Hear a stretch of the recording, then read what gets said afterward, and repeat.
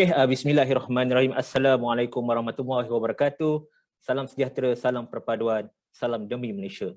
Bismillahirrahmanirrahim. Assalamualaikum warahmatullahi wabarakatuh. Tuan-tuan dan puan-puan, alhamdulillah hari ini kita bersama-sama dalam satu sesi dialog kepimpinan yang mana hari ini kita nak berkongsi serba sedikit berkaitan dengan pengurusan emosi bersempena dengan bulan Julai adalah bulan kesihatan mental. Untuk makluman tuan-tuan dan puan-puan yang sedia berada di dalam laman Facebook kita, untuk makluman tuan-tuan dan puan-puan, kita akan bersama dalam 1.5 jam untuk membincangkan, menerobos serta melihat dengan lebih mendalam berkaitan tajuk yang kita nak ketengahkan pada hari ini, iaitu pengurusan emosi, dunia untuk diurus bukan untuk dirunsingkan. Bersama-sama dengan saya, dua ahli panel yang saya bawakan khas. Kami daripada peringkat Institut Pembangunan Kecemerlangan Kepimpinan ILIT membawakan khas dua panel yang cukup hebat, yang mana saya rasakan kebanyakan masyarakat hari ini sudah tahu, yang mana kita akan melihat yang satu, seorang panel kita akan membicarakan dalam skop yang lebih meluas berkaitan dengan pengurusan emosi itu sendiri, yang mana lagi seorang ahli panel kita pula akan membicarakan dalam konsep Islam itu sendiri bagaimana pengurusan emosi itu. Jadi tuan-tuan dan puan-puan, suka untuk saya ingatkan sepanjang program ini berlangsung, tuan-tuan mana-mana yang ada sebarang komen ataupun sebarang cadangan boleh kemukakan di ruangan komen kami di ILIT dan teruskan menonton kerana di penghujung rancangan nanti kami akan berikan satu link penilaian untuk tuan-tuan dan puan-puan mengisi link penilaian tersebut, di mana setelah tuan-tuan dan puan-puan selesai mengisi link penilaian tersebut, tuan-tuan akan diberikan satu slip kehadiran yang mana boleh digunakan untuk program-program yang akan datang. So, saya rasa eloklah saya mulakan mukadimah hari ini dengan orang kata menyebut dua orang ahli panel. Yang pertama, yang bahagia Prof. Datuk Dr. Halinah Halizah. Assalamualaikum Prof. Waalaikumsalam warahmatullahi wabarakatuh. Apa khabar Aziz? Alhamdulillah. Terima kasih Prof kerana sudi bersama-sama dengan kita pada dialog pada sesi pertama ini. Terima kasih. Yang kedua, yang berbahagia Datuk Dr. Ustazah Nur Hafizah binti Musa pun saya rasa cukup terkenal dalam kalangan masyarakat pada hari ini. Assalamualaikum Datuk. Waalaikumsalam warahmatullahi wabarakatuh. Terima kasih Datuk kerana sudi bersama-sama juga dengan kita pada ILIT pada hari ini. Untuk makluman yang bahagia Prof dan yang bahagia Datuk, kita di kesempatan ataupun di dalam FB Live ni kita terdapat ramai orang kata penonton yang terdiri daripada pelbagai peringkat umur, sama ada belia, dan kita juga ada ramai penjawab awam. Saya difahamkan kita ada daripada IPD, ada daripada IPK, daripada kementerian-kementerian yang berbeza, sama ada di Semenanjung, Sabah dan Sarawak. Dan kalau saya lihat di sini, hampir dah dekat 1,000 kita punya viewer untuk waktu ini sahaja. Kan? So Prof dengan Datuk, eloklah orang kata tak kenal ni maka tak cinta. Jadi eloklah saya sertakan mukadimah dulu untuk memperkenalkan latar belakang ahli panel saya pada hari ini. Pertama, untuk makluman tuan-tuan, pertama Prof Datuk Dr. Halinah Halizah Haji Siraj merupakan pengasas dan pengarah Akademi Dr. Har, berkelulusan Doktor Perubatan UKM 1991, Doktor Kepakaran ONG UKM 1997 dan Sarjana Pendidikan Klinikal Melbourne 2018. Kini menjawat jawatan Profesor ONG dan Pendidikan Perubatan Pengajaran Klinikal Fakulti Perubatan UKM. Bidang pengkhususan merangkumi kesihatan seksual dan reproduksi, perancangan keluarga, pembinaan sahsiat dan profesionalisme, pengamal perubatan dan pengajaran klinikal. Kini menganggota panel Jawatankuasa Teknikal Kesihatan Remaja Kebangsaan, Kementerian Kesihatan Malaysia semenjak tahun 2010 dan Ahli Majlis Kebangsaan untuk Kanak-kanak 2019-2021. Beliau juga aktif dalam dakwah dan aktivisme masyarakat melalui pembabitan dalam pertubuhan badan bukan kerajaan seperti Pertubuhan Islam Malaysia, Pertubuhan Ikram Malaysia, Muslimah Interest Zone and Networking dan Persatuan Kesihatan Ibu dan Bayi Malaysia. Dilantik sebagai Timbalan Pengurusi Majlis Perundingan Wanita Rahmah Yayasan Dakwah Islamiah sesi 2019-2020. Terkini, beliau menjadi pengasas dan pengarah Akademi Dr. Ha di samping menjadi pengerusi Yayasan Kepimpinan Mawar.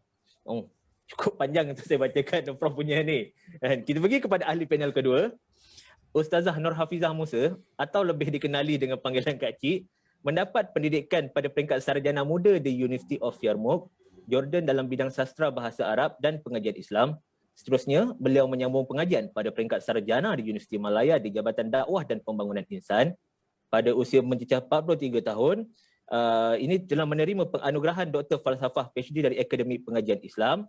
Ustazah Nur Hafizah telah menerima anugerah pengajian PhD, bahkan beliau turut dianugerahkan Tokoh Mahal Hijrah peringkat daerah Jempol Negeri Sembilan Darul Khusus 1440 Hijrah bersamaan 2018 Masihi. Ustazah Nur Hafizah Musa bertugas sebagai pensyarah di Universiti Teknologi Malaysia Kuala Lumpur. Kemahiran khusus beliau adalah psikoterapi dakwah dan pembangunan insan. Penglibatan beliau dalam dunia dakwah bermula sejak kepulangannya dari Jordan lagi.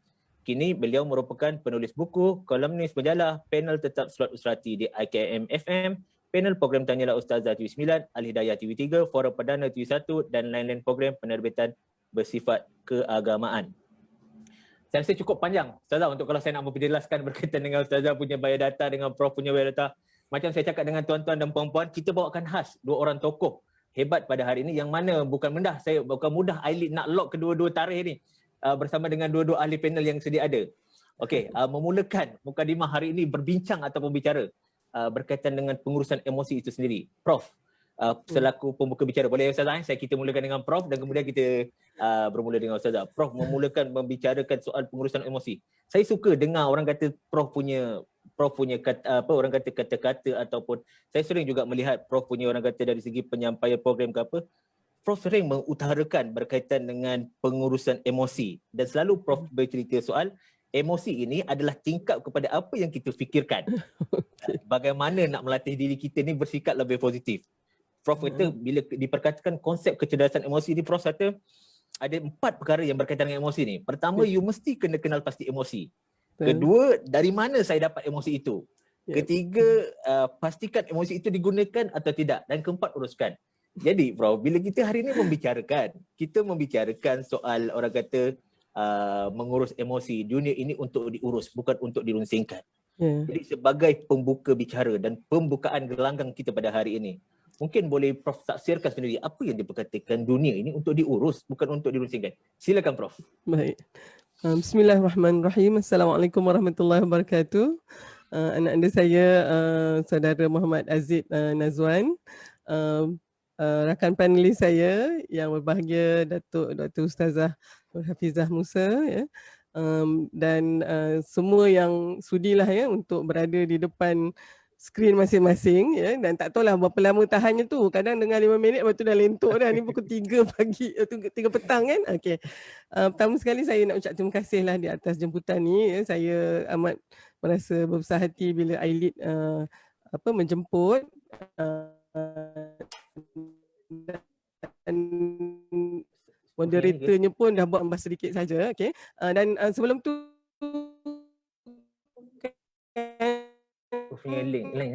Aziz dan juga penafian dulu. Kita panggil sebagai disclaimer ya. Kalau misalnya yang berbahagia Datuk Dr. Ustazah Nur Hafizah, dia ada psikoterapi Islam ni tu.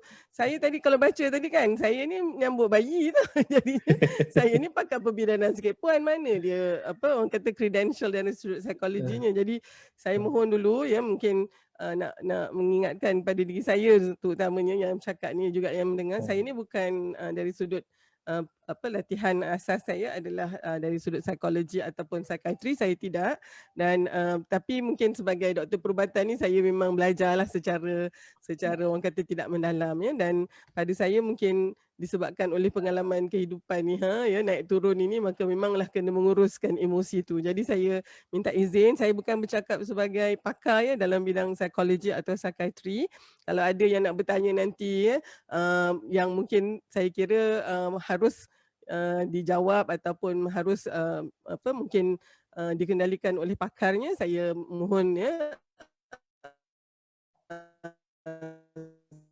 Ustazah punya Soalan itu mungkin saya tak jawab lah. Begitu awal ya, sebab kadang-kadang kita bila dah bercakap ni macam orang tak ingat dunia. Semua benda kita rasa kita pandai kan. Okey. Baik, tajuk ni saya mengurus emosi itu saya biasalah, tapi bila kata dunia ini untuk diurus dan bukan dirunsingkan, saya lihat di dalam ini ada 2 elemen utama dalam tajuk ini. Satu emosi, satu lagi dunia ya. Jadi saya sebagai pembuka bicara ni ya, saya nak minta izinlah pada yang bahagia Datuk Dr. Nur Hafizah untuk saya definisikan dulu ya. Jadinya maklumlah kalau kami ahli akademik ni kena definasi dulu. Kalau tak nanti kita mungkin fikir, Aziz fikir lain, saya fikir lain ya. Datuk Nur Hafizah fikir lain pula.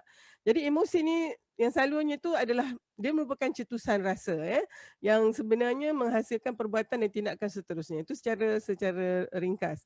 Tapi mungkin saya nak kongsikan juga dari sudut yang agak mendalam. Dia adalah satu keadaan psikologi yang kompleks. Ini penting ni sebab emosi ni dia bukannya mudah, dia ada banyak lapis-lapis dia kan. Kalau contohnya cemburu tu, itu paling kompleks tu. Dia macam pernah cikgu psikologi saya mengajar, dia kata cemburu tu macam bawang tu ya, berlapis-lapis. Ya, ada marah, ada benci, ada geram, ada cemas, ada takut. Ya, ada rasa teraniaya, semua tu ya. Jadi dia adalah keadaan psikologi yang kompleks yang mempunyai 3 komponen yang sebenarnya berasingan. Ini cantik ni kalau kita nak tengok. Pertama, dia mesti ada pengalaman yang subjektif. Itu sebabnya emosi kita lain-lain ya, sebab mungkin dalam keadaan sekarang ni pun ini satu pengalaman ya Aziz dan juga Datuk Nur Hafizah, sebab ini pertama kali kita di atas digabungkan ni kan. Jadi pengalaman ini subjektif. So saya mungkin melihatnya dalam konteks yang begini, Aziz begitu ya, dan Datuk Nur Hafizah melihatnya daripada topik sudut yang lain. Itu elemen yang komponen yang pertama. Komponen yang kedua, dia menghasilkan satu respon atau tindak balas fisiologi. Ini yang saya sebagai doktor sangat di sini ni kita tahu bahawa emosi sebenarnya kan dia ada di situ kita punya degup jantung kita ya, kita punya orang kata suhu di kulit kita ya, mata kita sendiri macam mana, yang itu adalah di bawah kendalian sistem saraf otonomik kita panggil. Dia ni otonomik ni, dia parasimpatetik dan simpatetik. Kita tak sedar pun benda ni berlaku. Itu yang kadang ada mungkin ya, Aziz pernah nampak. Bila orang tu marah, ya, kalau kita buat body scan dia, mana yang banyak darah mengalir tu ya. Dia sebenarnya dekat bahagian kepala ni, tu yang pasu panas itu. Lepas tu tangan ni ya, merah ya. Kalau kita scan kan tangan tu pun nampak yang itu yang tangan tu cepat je nak melayang tu. Ya, jadi dia, tapi kalau kita malu, katalah kecewa, tengok macam tak ada lampu pun dekat body scan tu, sebab rupanya semua salur darah ni semua kat dalam aja. Ya, dia tidak, jadi itu yang kita rasa macam seram sejuk kadang-kadang kan bila kita takut atau seterusnya. So dia adanya tindak balas fisiologi tadi ya. Dan yang ketiga, komponen ketiga, dia juga menghasilkan ekspresi tingkah laku. Yang ini ni yang orang nampak tentang emosi tu. Yang tadi subjective experience tadi tu, makna pengalaman yang subjektif tadi kita tak nampak. Saya tak nampak ni macam mana, mungkin yang sedang mendengar kita pun dia ada dia punya ni sendiri. Dan physiological response tu pun dia sendiri yang merasa, tetapi yang nampak ya, yang jelas nampak di luar itu adalah tindak balas tingkah laku tadi. Ya, itu yang bila kita gembira, kita tersenyum. Ya, bila kita takut, ya, berkerut-kerut air muka kita, yang tu. Bila kita marah tu yang suara naik, ya, lepas tu kita pun nampak macam agresif. Itu adalah emosi yang kita nampak. Maknanya sebenarnya ada 2 lagi komponen ya. Jadi apa kaitan ni semua? Tadi Aziz dah cakap tadi ya. Sebenarnya emosi ni adalah tingkap kepada apa yang sedang berlaku di dalam otak kita. Saya kan Aziz yang bagi tahu saya ni, saya kena tahu bagi tahulah ni Prof Muhaya ni cikgu saya juga. Ya, bila saya dengar salah satu daripada input dia tu, mungkin dalam lebih kurang 10-15 tahun yang lepas ya, dia memberikan saya satu perspektif yang baru. Maknanya sekarang ni emosi tu menjadi macam cerminan kepada apa yang berlaku pada otak kita. Jadi kalau otak kita ni tengah memikirkan sesuatu yang positif, maka emosi kita pun positif. Dan sebaliknya. Itu yang normal ni. Janganlah pula otak ni positif tapi emosi tu negatif pula. Ataupun otak ni negatif, emosi positif lah. Itu kena pergi jumpa rakan saya pakar psikiatri tu, sebab dah kita panggil incongruent of thoughts ya.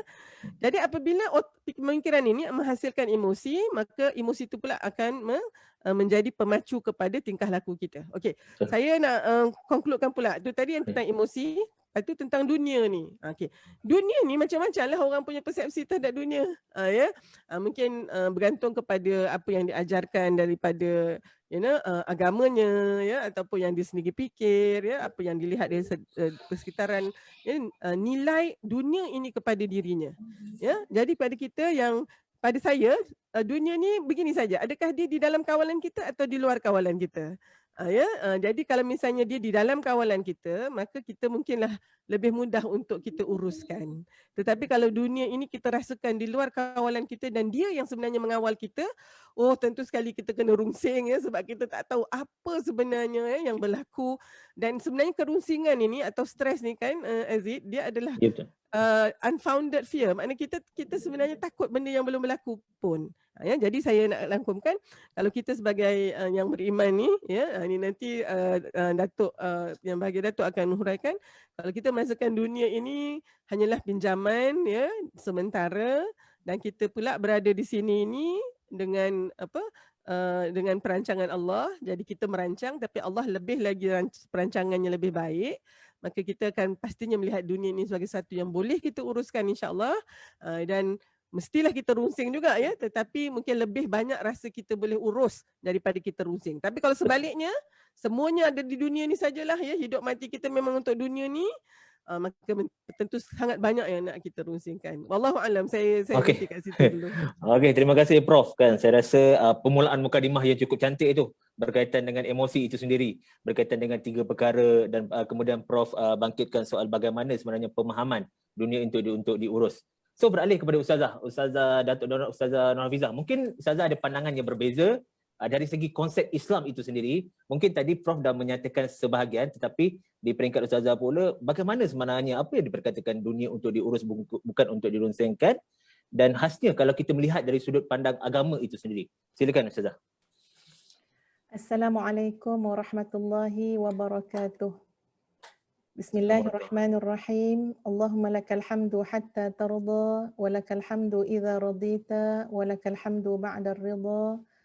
Wa usalli wa usallim ala nabiyyina wa habibina wa syafi'ina wa zukhrina Muhammad sallallahu alaihi wasallam wa ala alihi wa ashabihi ajma'in, amma ba'd.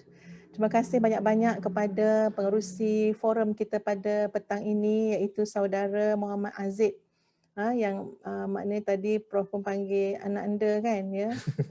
Ustazah panggil anak anda juga lah.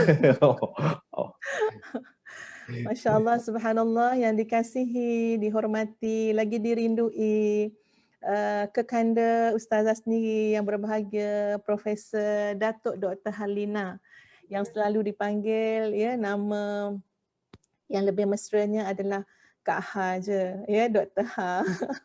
Masya Allah, subhanallah, kita selalu juga jumpa ya dekat masjid, program-program kuliah, alhamdulillah, dan pada petang ini kita dipertemukan kembali sepentas. Ya, sepentas, tapi alhamdulillah tetap juga Ustazah menjadi anak murid lah ya kepada Profesor Dr. Ha, insya-Allah. Dan seterusnya kepada semua urus setia iLead KBS yang menganjurkan program kita pada petang ini, dan kepada para penonton, pendengar, tuan-tuan dan puan-puan yang dikasihi sekalian, Assalamualaikum warahmatullahi wabarakatuh. Waalaikumsalam warahmatullahi wabarakatuh. Jadi masya-Allah, subhanallah, tajuk yang kita bincangkan ini ya Aziz ya, sahabat-sahabat semua, memang tajuk yang sangat luas. Kita bincang pasal dunia, tahu je lah dunia ni luas mana ya. Jadi kita bincang pasal emosi, tahu je lah macam mana kompleksnya emosi tu. Ya, tak habis kaji ni bab emosi ni. Bertahun-tahun dah, betul ya Dr. Ha, kita kaji pasal emosi tak pernah habis. Sebab benda-benda dalaman sangat kompleks. Dia ada perkaitan di antara satu sama lain. Kadang-kadang ada yang mengaitkan emosi dengan faktor mental ya. Dengan minda, dengan pemikiran, dan sebenarnya juga emosi terkait dengan unsur spiritual, ya, kerohanian, belief system, keyakinan yang ada dalam diri kita manusia. Dan Ustazah percaya kita semua dah melalui kehidupan, daripada pengalaman dan proses kehidupan tu sendiri, kita tahu apa kaitan antara satu sama lain.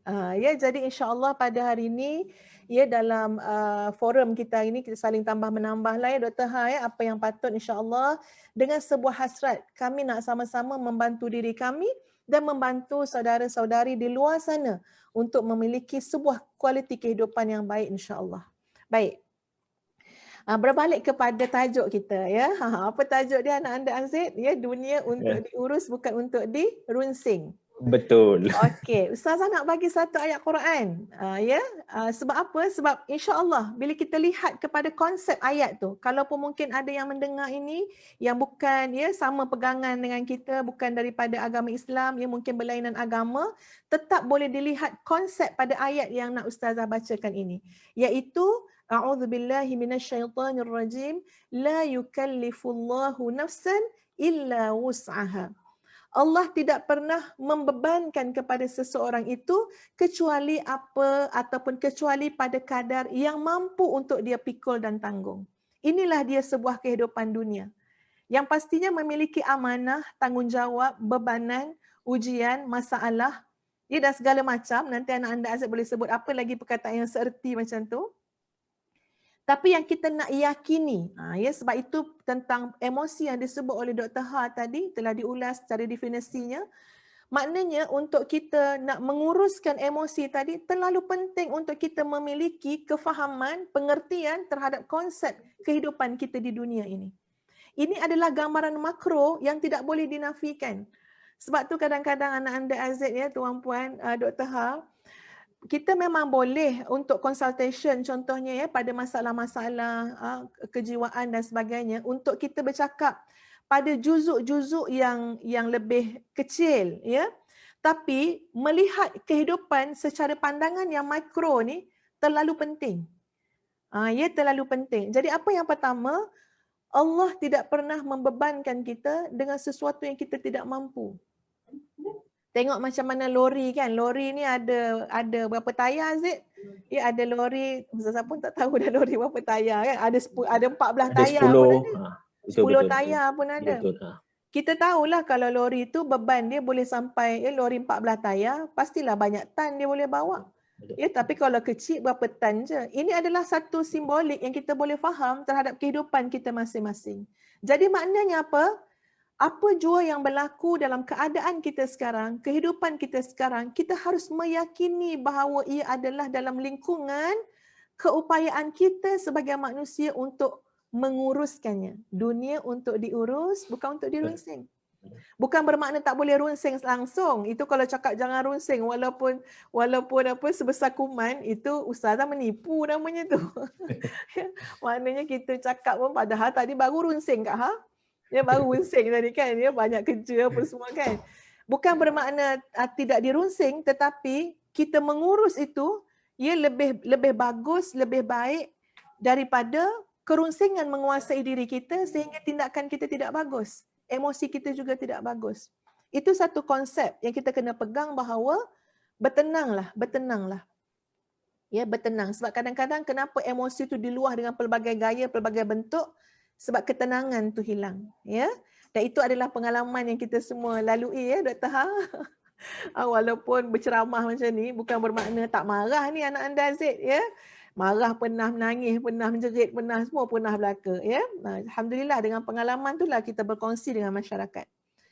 Jadi bila kita tahu bahawa dunia ini memang untuk diurus, bahkan kita hidup di dunia ada amanah sebagai hamba Allah, sebagai khalifah Allah, dan melunaskan segala amanah-amanah yang diberikan oleh Allah kepada kita. Jadi Masya Allah, besar kita punya big why, kita punya tujuan. Jadi jangan dihuru-harakan dengan emosi yang tidak dapat diurus dengan baik tadi. Dengan kerunsingan langsung tak sempat dah nak urus. Nak tak nak kita akan menghadap juga kepada alam yang kita yakini kita akan hadapi, iaitu alam barzakh, alam akhirat dan sebagainya. Ini konsep makro dalam sebuah kehidupan, khususnya bagi seorang Muslim yang sebenarnya sangat memberikan makna, memberikan impak yang besar kepada kita semua. Dr. Ha, sikit lagi boleh Ustazah? Sikit. Boleh. Sila, boleh.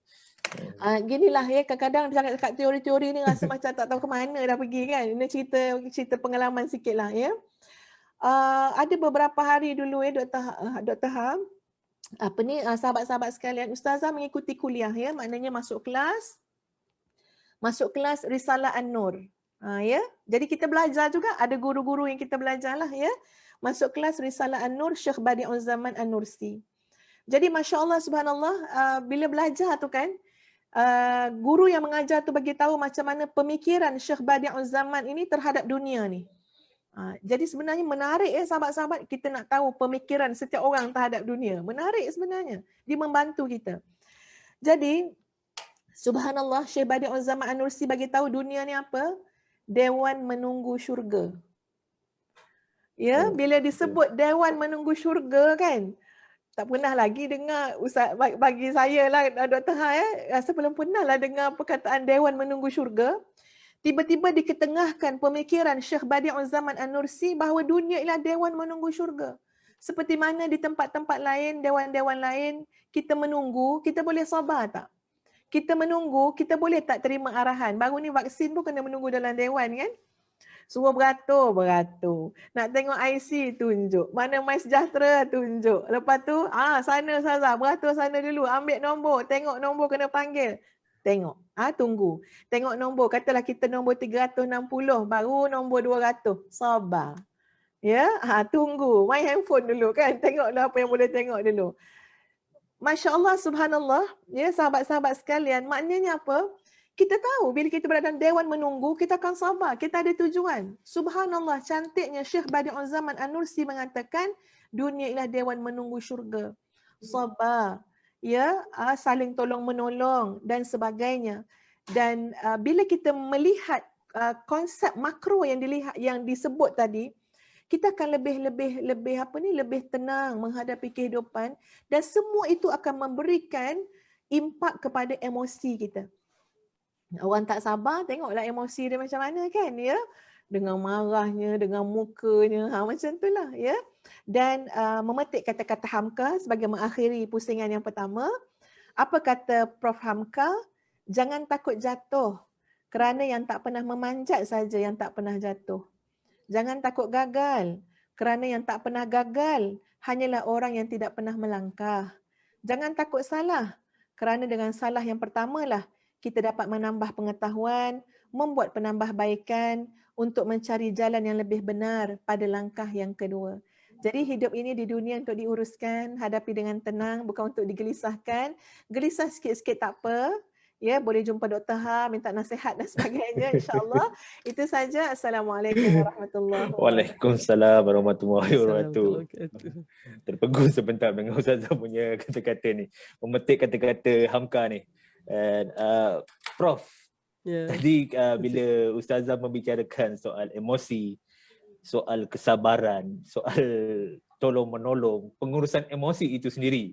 Kan? Jadi kita tak boleh lari. Hakikat kita ni kadang-kadang memang ada marah satu tahap, kita marah kan, satu tahap kita rasa sakit hati, kadang-kadang gembira. Tapi Prof, saya suka kata-kata Prof. Ada saya ingat lagi Prof dalam satu kata-kata Prof tu kata, macam mana sekalipun persepsi utama sekali yang kita tengok tu, bila orang tu senyum, Prof kata senyumlah macam mana, tetapi itu sebenarnya yang mengajak emosi kita.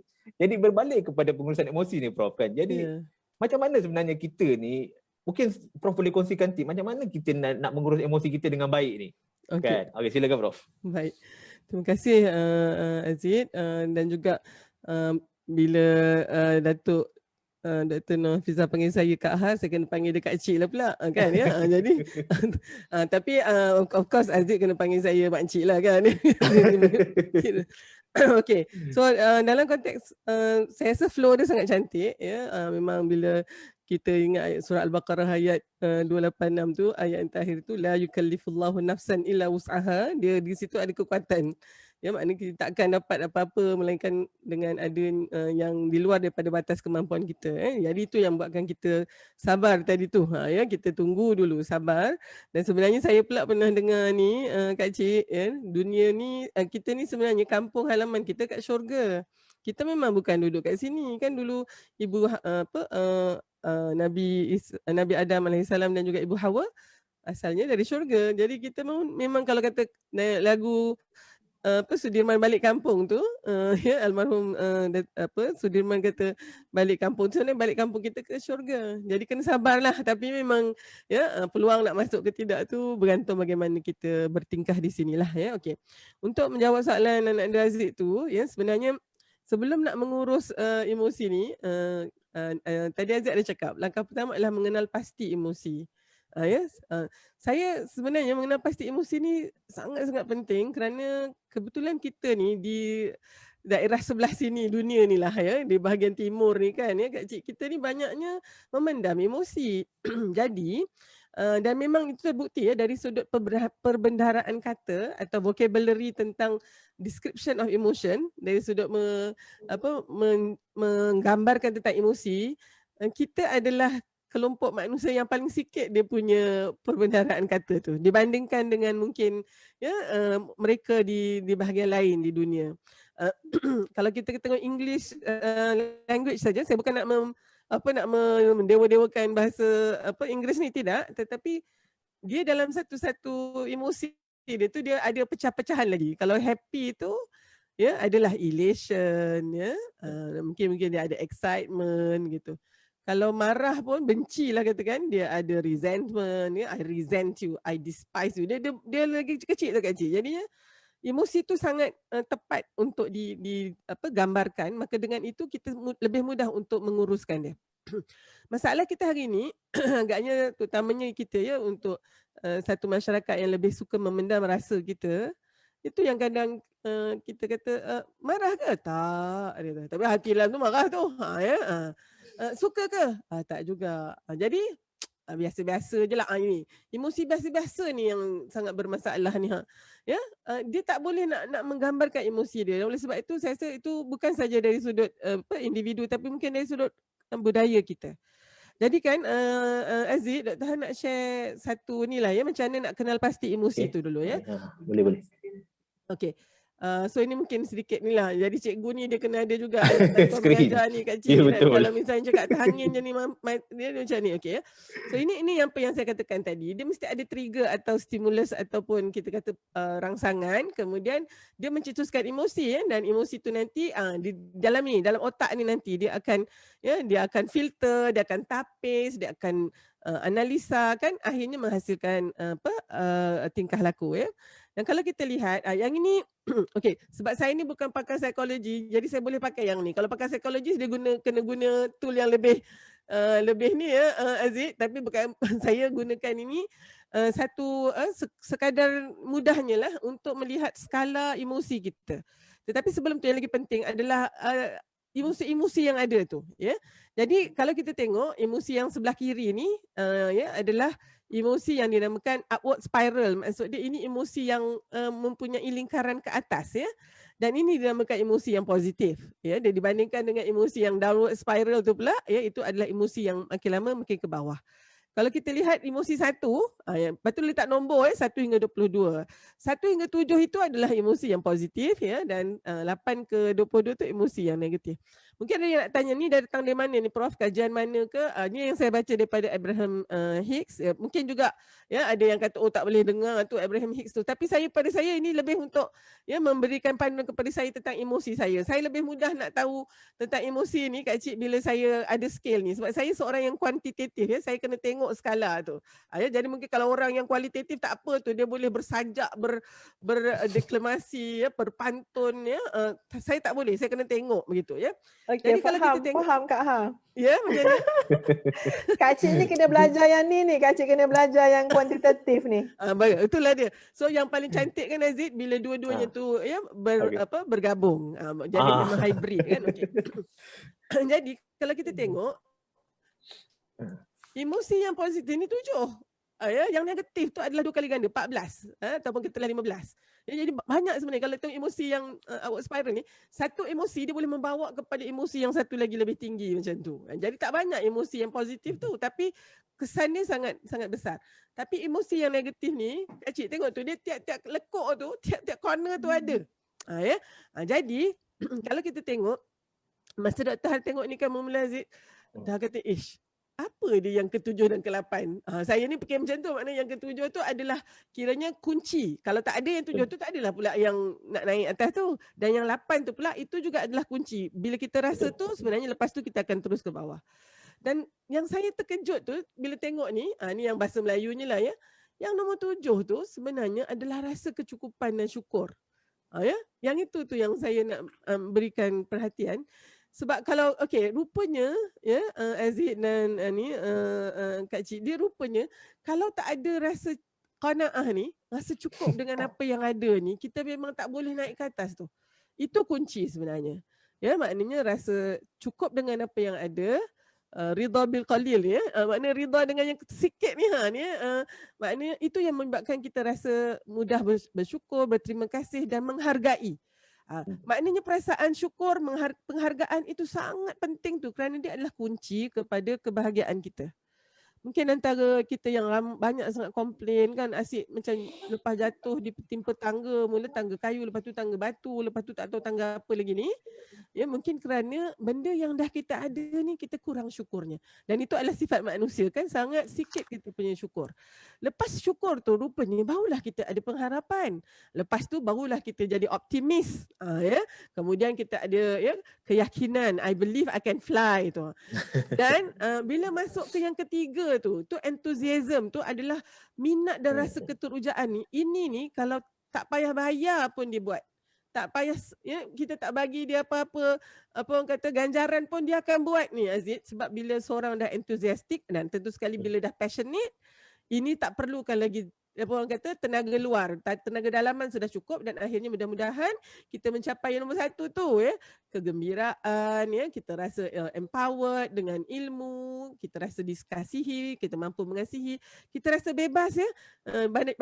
Bayangkan kita tidak berada di bawah apa kata pengaruh orang lain dan kita rasa dihargai. Inilah doa yang kita baca daripada ya, doa yang selalu 8 perkara yang kita minta tu semuanya ada di situ. Ya, okey, mari kita tengok pula yang ke bawah ni. Ke bawah ni lagi crowded dia.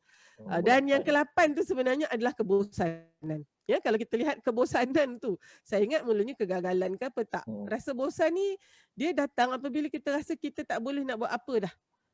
Ni tu yang sebabnya masa PKP ni banyak orang rasa bosan. Ya, bila ni jadi bosan, bila dah bosan jadi pesimis. Ya. Kemudian putus asa, kemudian jadi hilang sabar, serabut. Pada saya yang ke-11 ni, ya, rasa keserabutan ini penting untuk menjadi macam ni ya Aziz, macam kata penanda aras ataupun alarm ya. Kita punya jam loceng kita. Bila dah rasa serabut ni macam mana? Macam kalau kita tak boleh nak fokus, kita buat yang ni kita ingat yang itu. Aziz pernah tak rasa macam tu? Yang kita buat yang tu pula, teringat pula yang satu lagi tu. Jadi lama-lama tak tahu nak buat apa. Pada saya bila kita serabut ni kita kena picit oceng dah. Maknanya saya kalau dah rasa serabut tu saya jumpa saya punya terapis. Okey ya, Kak Cik, saya pun ada terapis saya ni, kena ada. Sebabnya kadang-kadang kan kita serabut ni, so terapis saya tu nanti yang akan bimbing. Dan akhirnya terus ke bawah. Tu dia. Memang kita tengok sikit ya Aziz, lepas ni nak bagi Kak Cik pula ni. Kan? Lepas tu kita rasa kecewa, lepas tu kita curiga. Ni emosi-emosi ni lah, risau. Ni nak dirungsingkan ni dunia ni. Mulalah menyalahkan orang, cari pasal dengan orang, hilang harapan kita, marah. Marah tu sebenarnya dah agak ke dalam ya. Dan dendam kesumat, benci mengamuk. Ni yang Dr. Translatekanlah, terjemahkan daripada yang bahasa Inggeris tu. Ya. Cemburu, cemburu tu dah dekat ke bawah dah dan ke 21 tu rasa tak selamat, ya, rasa bersalah, tak dihargai. Ni dah depress lah dah ni. Yang ke 22 ni dah memang dah duduk tepi bangunan lah, nak terjun dah. Ya, jadi pada pandangan saya, kita mula-mula kena kenal pasti dulu emosi dan seterusnya. Ni dia. Yang ini yang Aziz cakap tadi. Pertama, kenal pasti emosi. Sangat penting sebab bila kenal pasti emosi ni, kita kena listkan dia. Kak Cik, kita kena letak 1, 2, 3, 4 berapa. Selalunya Dr. Har bila dah 10 ke atas tu, makna masa tu serabut lah. Dan dalam emosi tu sebenarnya ya Aziz, ada yang positif, ada yang negatif tau. Ya, dia bercampur dalam tu. Tuliskan semua. Dan saya ingat ada satu kata-kata mengatakan, when you can name it, you can tame it. Maknanya emosi ni bila kita boleh namakan dia, kita boleh jinakkan dia. Selepas itu, yang kedua adalah memahami emosi, understanding the emotion. Bila dia nak memahami emosi tu, ini yang Dr. Har kata tadi, setiap emosi tu tadi, ada 10 ke 11 tu, kolom yang kedua adalah tengok, kenapa yang saya rasa emosi ni? Kenapa saya marah ni? Dengan siapa saya marah? Kenapa saya sedih ni? Kenapa saya rasa lega? Semua tu kena bincang. Dan pada pandangan saya selalunya, bila mengurus emosi ni kan Kak Cik, bila sampai kat kolom kedua ni, dia dah lega lah Kak Cik. Dia dah rasa macam, patutlah dah nampak lah kan. Okay. Dan yang ketiga ni, kita tengok daripada 12 emosi tadi, mana emosi yang ada gunanya. Jangan lupa yang marah tu sangat penting. Emosi marah, emosi rungsing. Maknanya kalau marah, maknanya kita ada letak sesuatu nilai kepada benda tu sebab kita marah. Marah sangat penting ya. Marah saya janganlah pula kata saya ni tak ada marah orangnya. Jangan. Ya, orang kena ada marah. Dan kalau misalnya dia rungsing, apa maksudnya? Dia memang ambil berat tentang perkara tu. Ya, jadi kita kena pastikan tapi mana dia emosi yang selalunya negatif tu kita tak bolehlah layan sangat. Itu maknanya yang kolom ketiga ni kan Kak Cik kita buat tick atau cross saja. Yang bagus tu tick. Ya, yang cross tu kita kata ni tak payahlah layan emosi yang ni ya. Tu yang ketiga. Yang keempat ni yang kita punya discussion hari ni macam mana nak menguruskan emosi. Pada pandangan saya emosi yang negatif tu pun mesti diurus. Jangan letak bawah kapet aja. Sebab dia negatif kita kata tak naklah kita tak ada emosi, tak ada kita tak akui emosi tu. Tu memang parahlah ya kita punya hasilnya. Maka kita kena address kalau kita kita dan kalau saya kan Kak Cik saya ni orang yang berterus terang. Jadi emosi yang negatif ni khususnya kepada katalah contoh Azid. Saya kena bagi tahu Azid. Tapi tak bolehlah marah-marah macam tu. Saya kena bagi tahu. Kita tengok juga Azid tu jenis orang yang sentap punya tu saya tak beranilah cakap terus saya tulis surat. Biar dia baca masa dia boleh. Tapi dia kena keluar daripada sistem saya. Ya, dia mesti keluar daripada saya kepada orang tu. Orang tu nak baca ke tak baca tu. Dan kalau menulis ni kan Kak Cik kita boleh baca banyak kali kan bahasa dia okey ke tak okey daripada jangan guna WhatsApp Aziz. Dia jadi macam-macam dengan emoticon tak apa-apa keluar tak mau. Dia kena ada tempoh bertenang dulu nak mengurus emosi ni kan. Okey. Kemudian emosi yang bagus tu itulah yang nak kita tingkatkan begitu. So wallahu a'lam saya rasa ada ada tips ni insya-Allah dia boleh membantu kita. Wallahu a'lam Aziz. Silakan. Terima kasih Prof. Prof cakap pasal sentap kita. Prof, betul lah saya sebenarnya baca juga Prof punya ada satu bicara tu saya tengok Prof cakap pasal kebosanan yang melanda. Kebosanan ni paling bahaya. Rupanya kedudukan dia tu di atas, tingkat nombor 8. Itu yang bila saya tengok kan. Tapi berbalik kepada rasa syukur itu kan sendiri. Ustazah, berbalik kepada rasa syukur. Kan kita ni kadang-kadang bukan tak bersyukur dan Ustazah kadang-kadang kita ni orang cakap kau kena bersyukur. Iyalah aku bersyukur. Kan memang aku bersyukur tetapi bersyukur macam mana? Kan kita ni itu mungkin dalam konsep agama sendiri Ustazah kan. Bila kita nak bicara soal syukur ni bersyukur yang bagaimana kita nak menerapkan dan konsep rasa syukur tu dalam diri individu ni kan mungkin boleh dalam keadaan yang sekarang ni Ustazah dalam keadaan pandemik sekarang kan konsep syukur itu sendiri bagaimana pada pemahaman Ustazah silakan Ustazah.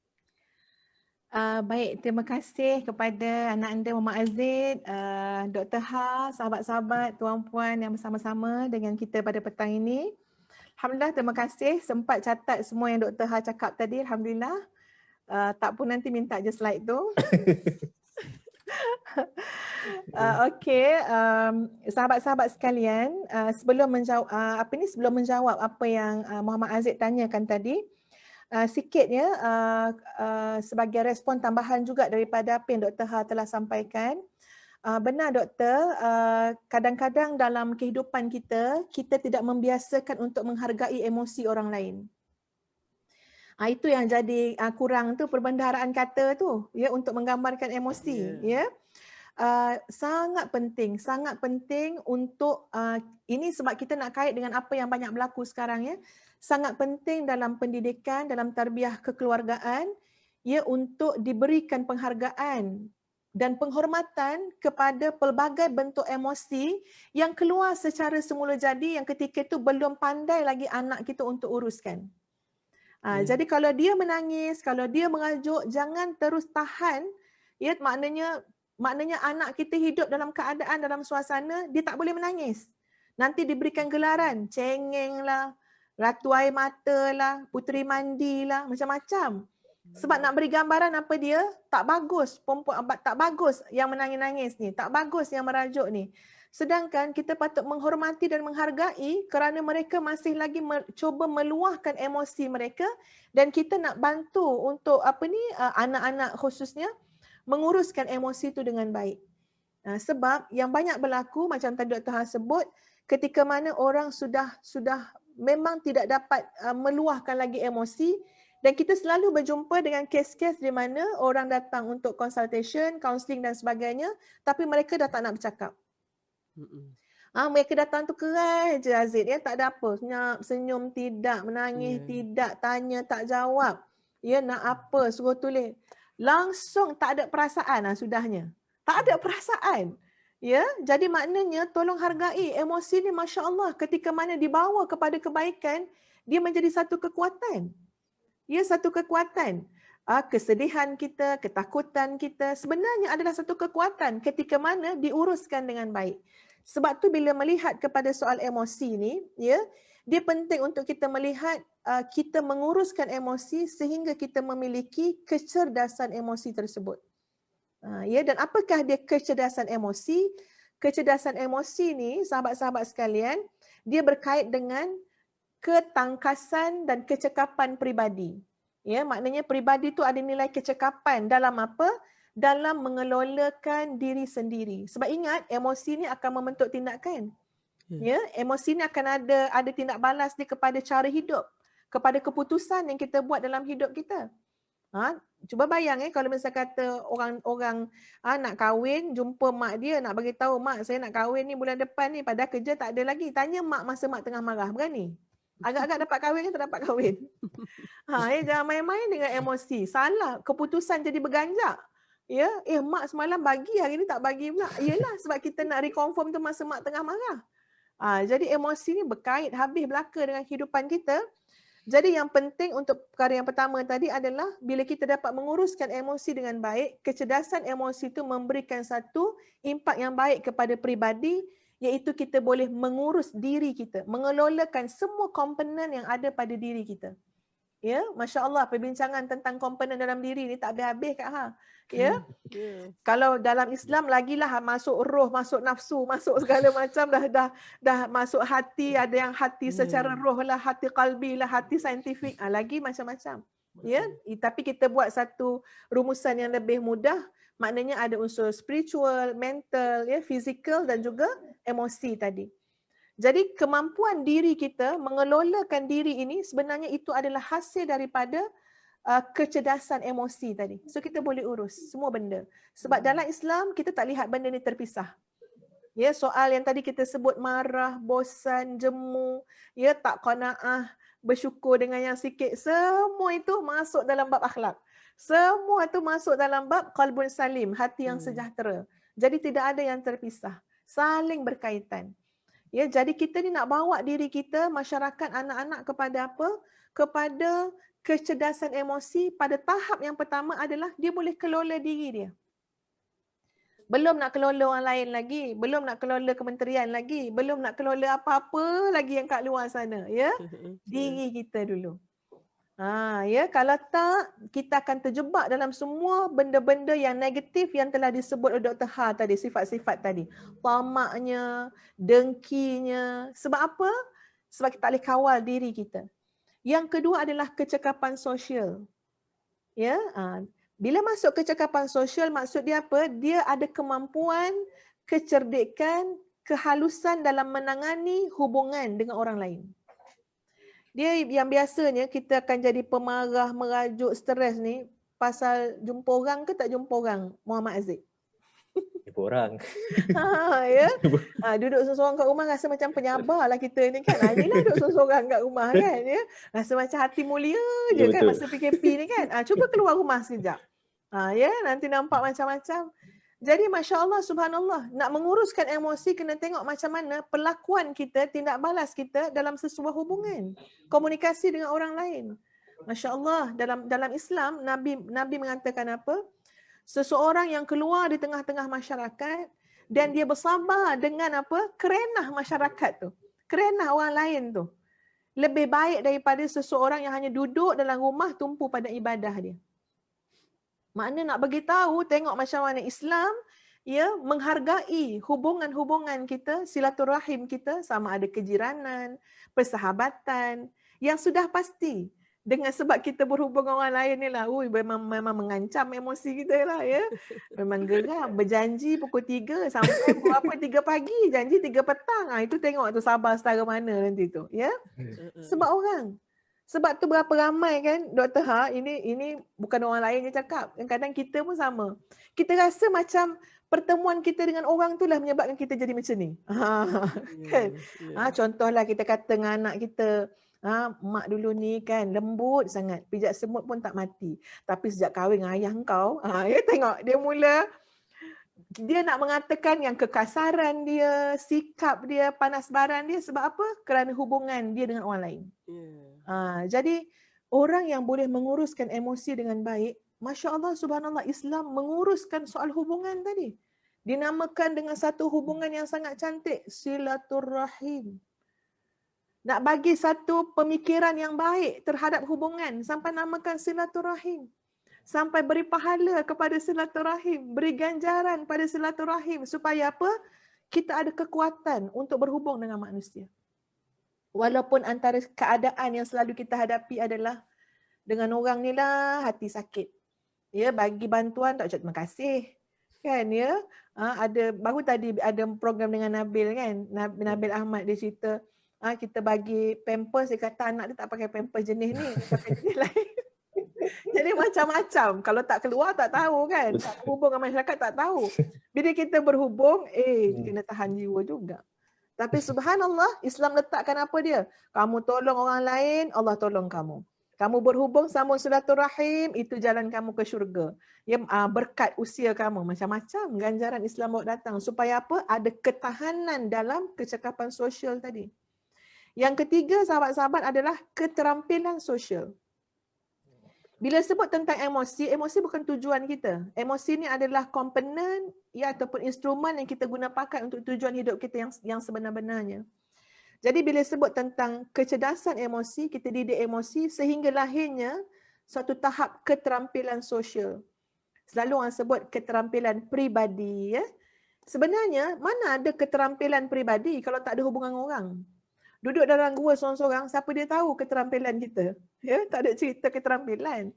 Keterampilan ni hanya terzahir bila kita duduk di tengah-tengah dunia yang sebenar lah ya dengan masyarakat. Jadi sebab itu definisi kepada keterampilan sosial kurang lebihnya adalah kemampuan kita menguruskan tanggapan yang diberikan dan yang dikehendaki oleh orang lain. Itu sampai tahap tu memang emosi baguslah tu. Maknanya dia sampai tahap boleh menguruskan tanggapan orang kepada diri dia dan tanggapan orang yang orang kehendaki daripada diri dia. Ini dua-dua benda ni silap-silap boleh stres ni. Silap-silap lah. Dia sekarang nak bagi tak silap. Ya? Apa dia? Bila orang bertanggapan kepada kita. Orang kata dia tu kaya tapi kedekut. Cuba tengok macam mana kita nak respon. Emosi kita nak senyum ke? Nak ketawa terbahak-bahak ke? Atau macam mana? Ya, jadi kemampuan kita menghadapi tanggapan orang lain ni sangat penting. Hari ni kita dalam dunia yang semuanya di hujung jari kan Dr. Ha kan? Media sosial ni memberikan ruang terlalu luas kepada soal tanggapan, persepsi. Kita kena kutuk dalam media sosial tu, kita tak kenal pun siapa dan nama samaran dia pakai. Entah budak dia 3 entah. Kalau betul budak jahat 3 marah kat kita, tak adalah kita marah sangat kan. Tapi sebab kita tak kenal pun budak tu. Dia tulis kat dalam media sosial, dia respon. Ya, dia kata kita makcik tua ke apa ke kan. Kita rasa macam mana emosi kita ketika mana menghadapi tanggapan orang lain kepada kita. Itu yang ramai yang stres tu. Ya, stres, Masya Allah kan. Ya, stres kerana apa yang konten media sosial ni pun satu hal juga. Ya, dengan kemajuan IT yang sepatutnya memang memberikan manfaat kan. Tapi dia juga menyebabkan peningkatan tekanan tadi. Ya, jadi bila kita sebut tentang pengurusan emosi sampai kepada tahap keterampilan sosial, maknanya kita boleh uruskan tanggapan tu. Alah tak apalah. Dia cakap kita apa? Dia cakap kita ni, katalah dia sebut 2 keburukan kita boleh cakap, alah tak apalah, sebenarnya kita ada 2,000 keburukan. Okey apa? Dia sebut 2 daripada 2,000. Kan okey? Maknanya kita boleh kawal emosi kita. Ya, benda ni semua Masya Allah, Subhanallah, dalam Islam sangat diperhalusi. Ya, daripada Al-Qurannya. Sebab itu Dr. Ha, ya, dalam psikoterapi Islam, kita keluarkan balik. Ya, cuma mungkin kita tak formatkan dia secara yang untuk orang-orang yang apa? Yang kuantitatif. Kan ya? Yang nak nampak dia lebih apa? Lebih sistematik ya.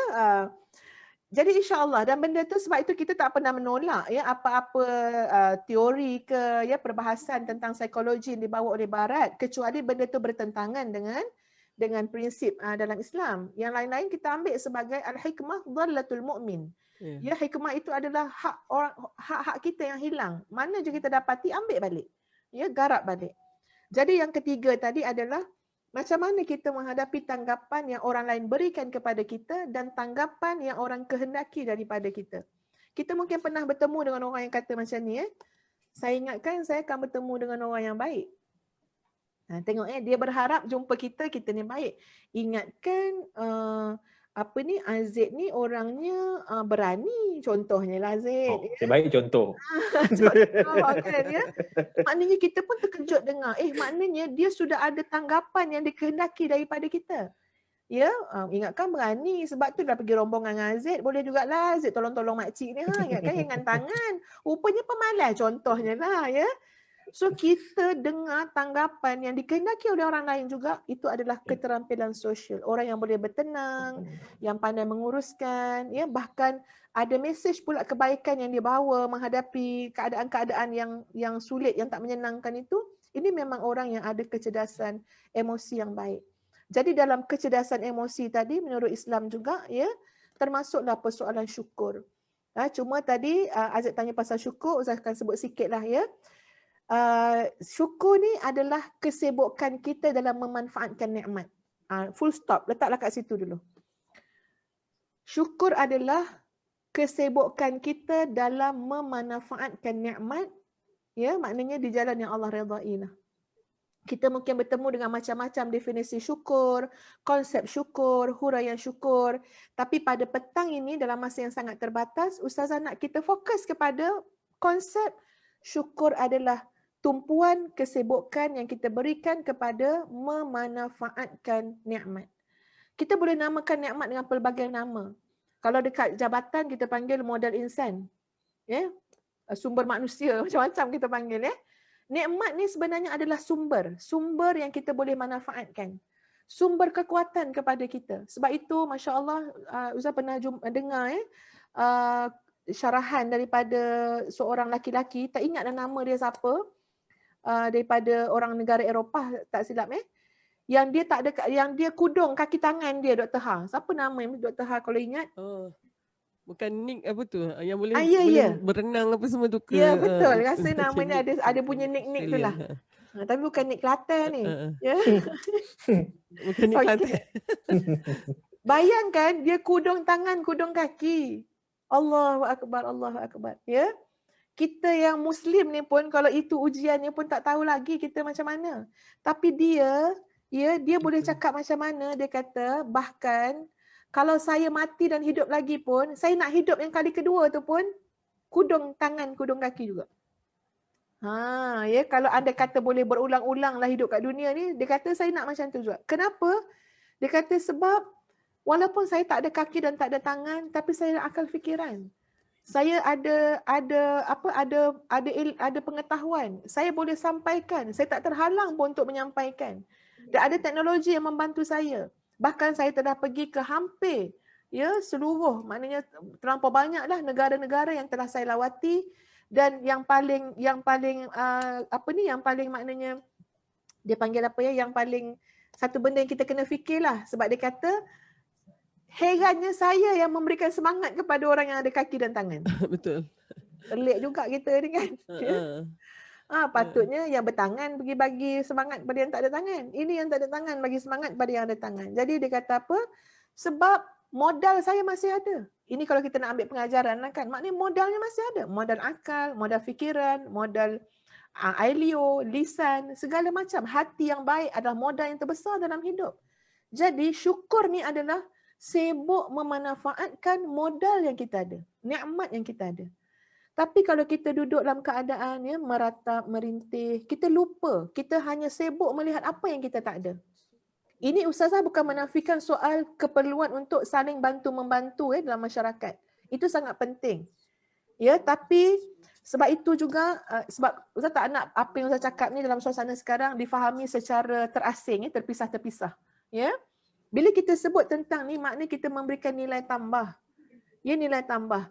Setelah kita saling bantu-membantu, kita tidak akan dapat untuk membangunkan potensi diri kita sendiri kecuali kita kembali kepada konsep kita yang memanfaatkan, sibuk memanfaatkan apa yang Allah berikan kepada kita. Sebab tu orang boleh berusaha. Selagi mana nak berusaha, insya-Allah dalam masa yang sama masyarakat dan ummah memang dibangunkan dengan prinsip tolong-menolong, tolong bantulah kamu dalam urusan kebajikan, ketakwaan. Itu memang tidak benda yang tidak kita nafikan. Wallahu a'lam. Terima kasih Ustazah atas kata-kata. Saya ni kalau berbicara dengan Prof dengan Ustazah ni, kita rasa macam lama je nak bicara. Biarlah 2-3 jam. Banyak sangat ilmu yang kita rasa macam, ya Allah, banyaknya rupanya aku tak tahu kan. So untuk maklumat tuan-tuan dan puan-puan, kita akan berikan link penilaian 20 minit ataupun 15 minit sebelum waktu kita tamat nanti, di mana tuan-tuan dan puan-puan suka untuk saya ingatkan bahawa link penilaian tersebut untuk tuan-tuan dan puan-puan isi untuk mendapatkan slip kehadiran pada hari ini. Untuk tuan-tuan dan puan-puan yang ada orang kata persoalan-persoalan yang ingin diajukan, saya akan bangkitkan ketika di akhir rancangan nanti, yang mana mungkin saya akan minta 1 atau 2 orang panel yang akan mengulas berkenaan dengan persoalan-persoalan tuan-tuan dan puan-puan berkaitan dengan apa yang kita perbincangkan pada hari ini. Prof, kita perlu menerima hakikat bahawa kita ni berada di era pandemik. Situasi yang tak pernah terlintas, yang kita tak pernah terfikir dan tak pernah terjangkau. Kalau boleh saya katakan dia ibarat konsep VUCA. Saya ada baca satu konsep ke leadership tu, konsep VUCA. Sesuatu yang kita tak tahu, tak jangka. Kan? Yes, 5 hari bulan Julai, Sinar Harian menyatakan bahawa tahap kesihatan mental kalangan masyarakat kita perlu diberikan perhatian serius. Malahan statistik yang dikeluarkan oleh PDRM sehingga bulan Mac 2021 mencatatkan sejumlah 336 kes bunuh diri. Dan hari-hari sebenarnya kita dengar berkaitan dengan kes ni. Dan sebenarnya ia sebenarnya berkait dengan emosi, berkait dengan diri kita sendiri. So respon Prof berkaitan perkara ni sedikit. Baik. Kita sebenarnya pada peringkat awal pandemik ni, kita diberitahu, macam saya sendiri saya baca kan, apa orang kata ramalan-ramalan tentang pandemik ini mungkin akan membawa kesan hingga 5 tahun selepas ni pun masih belum betul-betul bingkas lagi kita kan. Namun saya lihat juga pandemik ni dia memberikan peluang juga untuk kita memperbaikilah apa yang mungkin sebelum ni dah teruk sangat, agaknya dia kena orang kata reset balik. Jadi pada saya inilah peluang untuk kita reset. Namun tentu sekali kita akan ada casualty, sama ada disebabkan oleh jangkitan virus itu sendiri, ataupun mungkin secara direct ataupun secara tidak langsung. Itulah pada saya kematian yang mungkin disebabkan oleh depression, implikasi daripada kesukaran hidup kita ini selepas pandemik ini adalah orang kata mangsa-mangsa yang indirect, bukan kerana direct, ini kerana wabak ataupun pandemik ini, virus ini. Saya maknanya kami di bahagian kesihatan ni kita akan bertukar-tukar nota Kak Cik.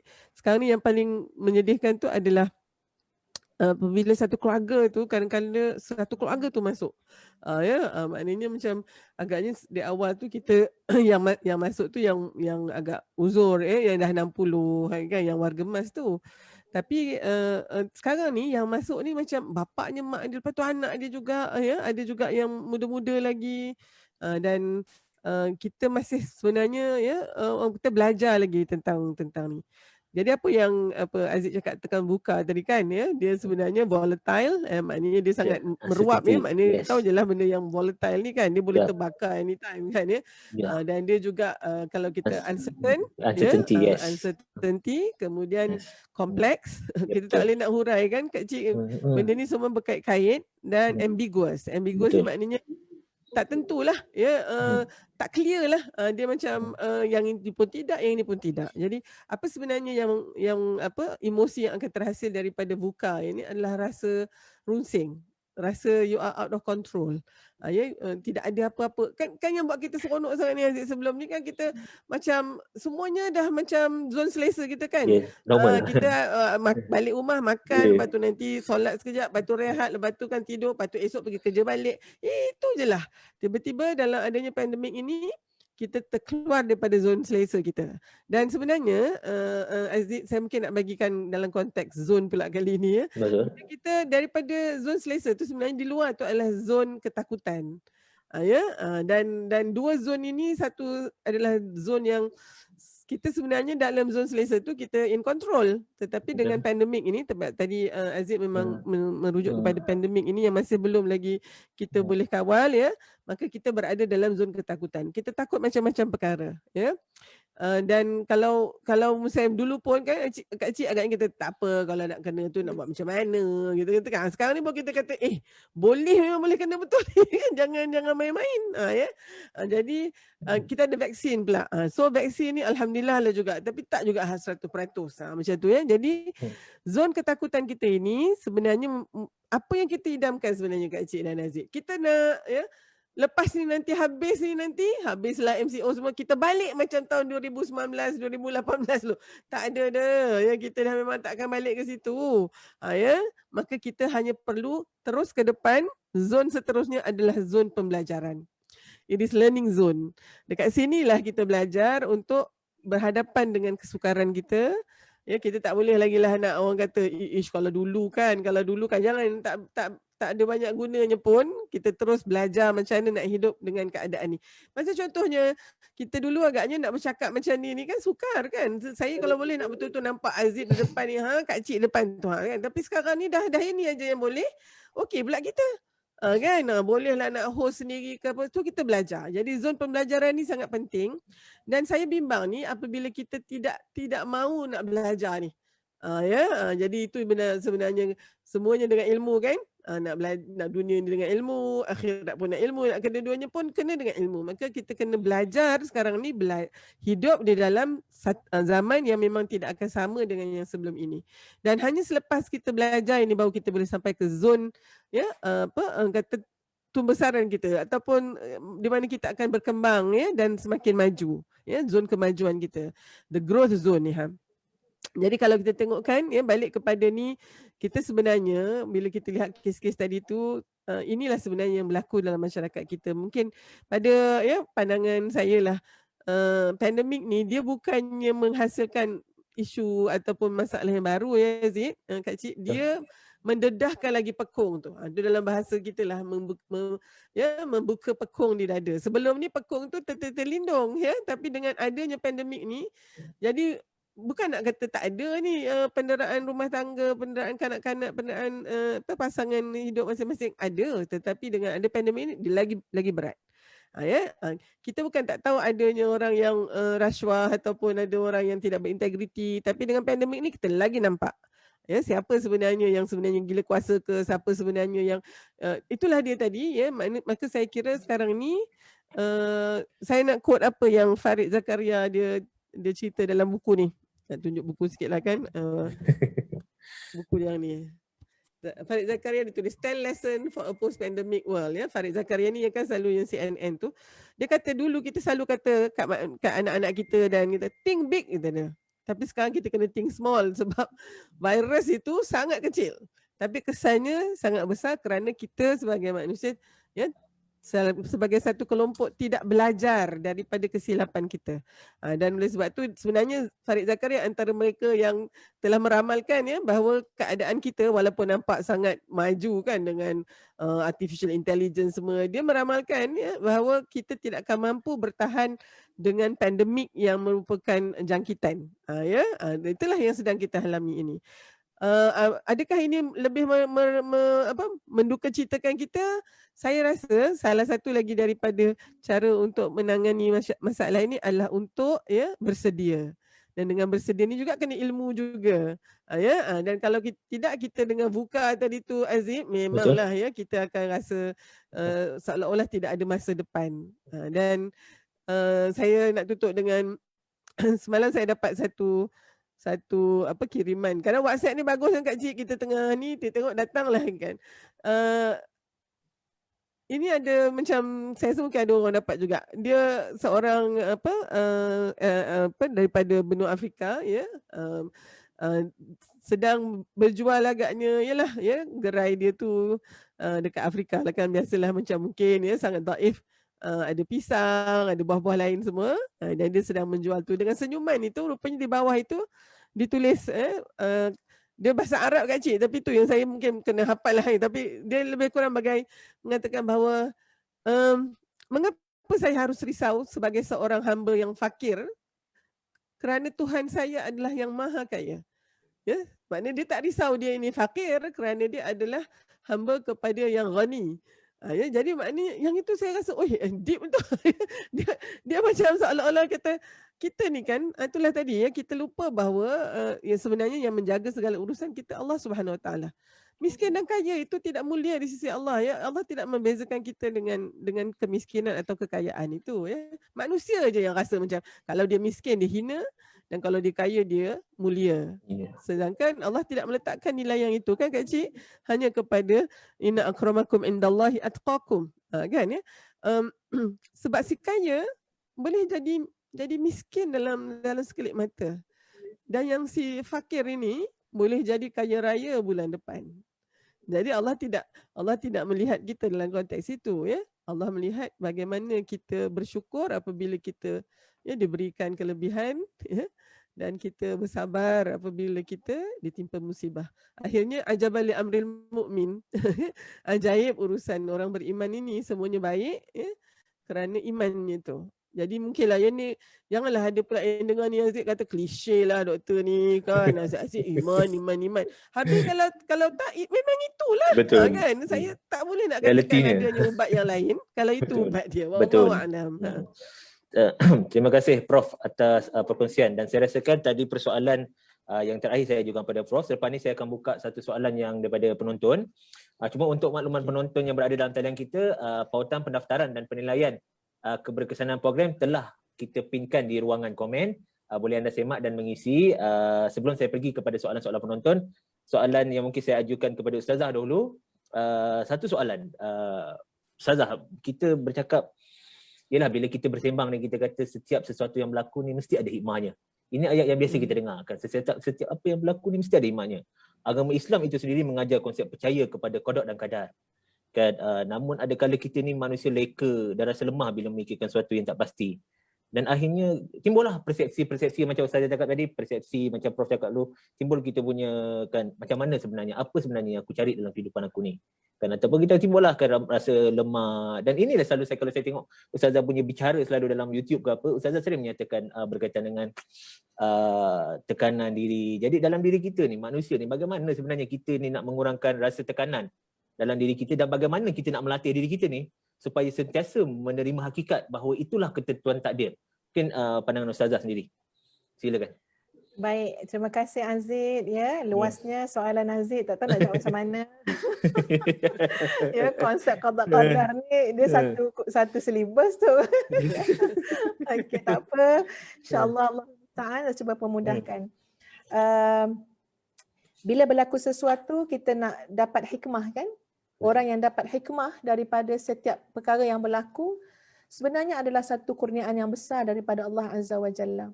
Ada orang atas semua benda yang berlaku dia tak jumpa pun hikmah dia apa. Dia tak nampak pun nilai baik dia apa.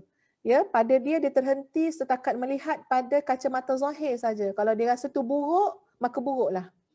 Tapi dalam Islam, dalam Al-Quran menyatakan yu'tal hikmata man yasha, Allah memberikan hikmah kepada siapa yang Allah kehendaki.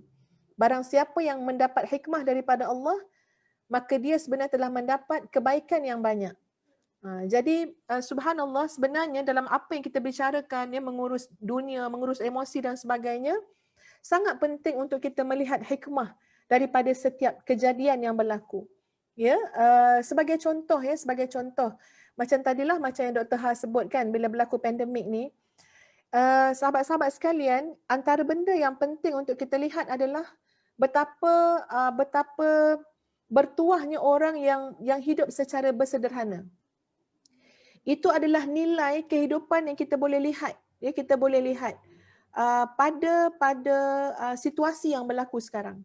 Ya, orang bersederhana sebenarnya dia tidak terlalu tension ya dengan apa yang berlaku. Dia bukan mengamalkan sebuah kehidupan yang melampau sebelum ni dari sudut kemewahan, hiburan, ya, entertainment dan sebagainya. Kita akan balik kembali kepada kehidupan sederhana. Orang yang bersederhana juga yang mampu, yang biasanya lebih mudah untuk memberikan bantuan sebab keterikatan dengan harta benda tu, impian-impian keduniaan tu tak tinggi, ya, tak melampaui batas. Jadi ini terlalu banyak hikmah-hikmah. Bagaimana kita melihat di antara hikmahnya juga adalah pembentukan sistem kemasyarakatan yang sewajarnya. Kita selama ni mungkin nampak kehidupan tu lebih secara nafsi-nafsi, individu. Ya, tapi dengan apa yang berlaku, betul tak Muhammad Aziz, ya, dia memberikan satu kesedaran yang kita guna pakai kita jaga kita lah, ya, macam tu lah. Memberikan satu kesedaran terhadap sistem yang sepatutnya ditekankan dalam institusi masyarakat itu sendiri. Sehinggalah lepas ni kalau tak ada dah COVID ni pun, ya, dalam semua keadaan institusi masyarakat memerlukan kepada kerjasama. Ya, tolong bantu. Ajak kepada kebaikan, cegah daripada kemungkaran. Ya, tengok macam mana sistem yang dibina oleh Islam terhadap sistem masyarakat. Di sana adanya zakat. Bila sebut zakat, makna tidak ada monopoli harta. Ya, maknanya kita sentiasa menghargai. Bukan saja memberi, ya, tapi menghargai kehadiran orang-orang susah. Ya, orang-orang yang asnaf. Kita menghargai, ada nelayan, ada tukang kebun, ada segala bentuk lapisan masyarakat dengan adanya zakat yang diwajibkan oleh Islam. Masya Allah, subhanallah. Tak cukup dengan tu, sedekah yang sunat pula. Jadi semua ini, Masya Allah, kita lihat hikmah dia sangat besar. Tapi macam yang Ustaz sebutkan tadi, ayat Quran tadi kata apa? Hikmah tu Allah beri kepada siapa yang Allah kehendaki. Ya, siapa yang dapat hikmah tersebut nampak, maka dia akan bergerak maju ke depan. Percayalah, dia akan bergerak maju ke depan. Ya, apa keadaan pun kalau kita nak berjaya, insya-Allah kita akan berjaya. Lagi satu kan penting, ya, Aziz, Dr. Ha pun nanti mungkin boleh respon juga. Kita cakap panjang-panjang semua benda-benda ni, ini semua kita bincang pasal makhluk lagi ni. Ya, kita semua ni makhluk ni. Dia ada yang kontrol dunia ni. Alam ni ada yang kontrol. Ini adalah keimanan kita bahawa semuanya di bawah kekuasaan Allah Azza wa Jalla. Ya, ada yang kontrol Allah.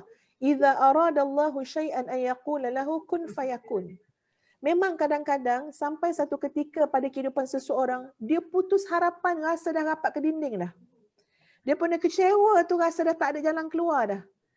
Tapi subhanallah, kita tidak pernah bersendirian. Ada Allah bersama dengan kita. Jadi antara benda yang terlalu asas, ya, bila menyebut tentang pengurusan, baik uruskan dunia ke urus emosi segala macam, adalah berbicara tentang konsep pergantungan diri. Kemana kita nak serah diri, penyerahan diri. Kita salah faham pula gantung diri. Ya, penyerahan diri. Kena hati-hati ni guna istilah ni, ya. Penyerahan diri. Kat siapa kita nak bersandar ni? Ya, penat-penat balik kerja, dapat bersandar dekat suami, dapat bersandar kat anak, kan? Rasa ringan sikit rasa. Itu dalam konteks manusia lagi. Bayangkan bersandar dengan Allah Azza wa Jalla. Ya, kita menyerahkan, ataupun bahasanya adalah istilahnya tawakal.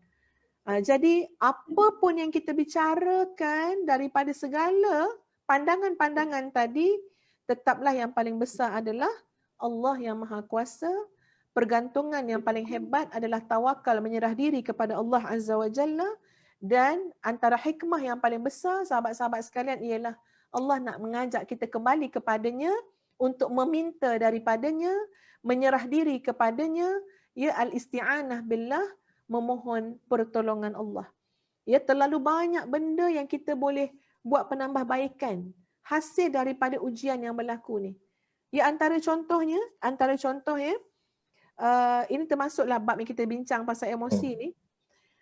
Kita akan melihat bahawa di sana nilai disiplin tu sangat penting. Tengok macam mana anak-anak kita hari ni belajar, kan? Ya. Belajar silap-silap boleh ada yang terbaring belajar, ada kot online kelas tapi baring dalam selimut ada. Ya, cuma nak dengar kok pensyarah panggil nama je. Yang lain-lain tak dengar dah.